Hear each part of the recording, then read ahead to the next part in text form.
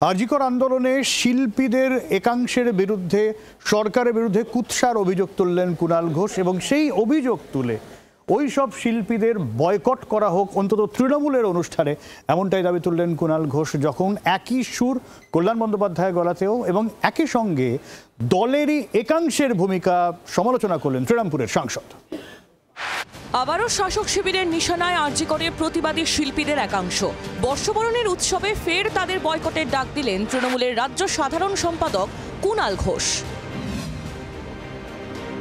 আক্রমণের সূত্রপাত সোমবার। এক্স হ্যান্ডেলে করা একটি দীর্ঘ পোস্টে কুণাল অভিযোগ করেন, আরজিকর কাণ্ডে প্রতিবাদের নামে সরকার ও শাসক দলের বিরুদ্ধে কুৎসা করেছেন শিল্পীদের একাংশ। তাই তৃণমূল নেতাদের আয়োজিত বর্ষবরণের অনুষ্ঠানে এদের যাতে দেখা না যায় সেই দাবিও তোলেন তিনি। এই নিয়েই বিতর্ক শুরু হওয়ায় মঙ্গলবার এক্স হ্যান্ডেলে ফের পোস্ট করেন কুণাল ঘোষ। সেখানে তিনি লেখেন, বিভ্রান্তি রাখবেন না, আবারও বলছি, আরজিকরের জঘন্য ঘটনার আমরা সবাই প্রতিবাদী। যারা মিছিল সভা করেছেন করতেই পারেন, বিরোধী দল তাদের কাজ করবে, করতেই পারে। নাগরিকরা উদ্বেগ জানাবেন, জানাতেই পারেন। শিল্পীরাও প্রতিবাদী মিছিলে হাঁটতেই পারেন।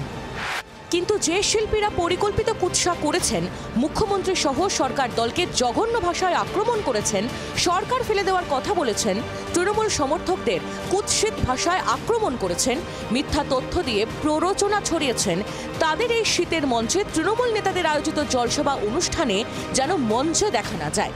এই শীতে এদের বয়কট করুন। কোনো তৃণমূল নেতার কোনো বিভ্রান্তি থাকলে উচ্চতর নেতৃত্বের সঙ্গে কথা বলে নিন। কর্মী সমর্থকের আবেগকে সম্মান দিন। এদিন সরকারের সুরে সুর মিলিয়ে শিল্পীদের একাংশকে আক্রমণ করেন কল্যাণ বন্দ্যোপাধ্যায়।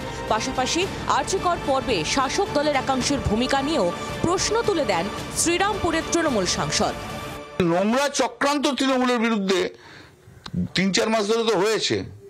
সেই চক্রান্তের সময় এরা কিন্তু কেউ কখনো মুখ খোলেনি, সামনে আসেনি, দেখায়নি।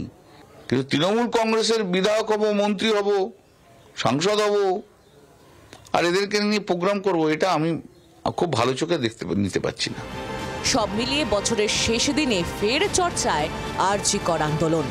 ক্যামেরায় রানার সঙ্গে প্রবীর চক্রবর্তীর রিপোর্ট, জি ২৪ ঘন্টা। বাংলার আওয়াজ, বাঙালির আবেগ, জি ২৪ ঘন্টা।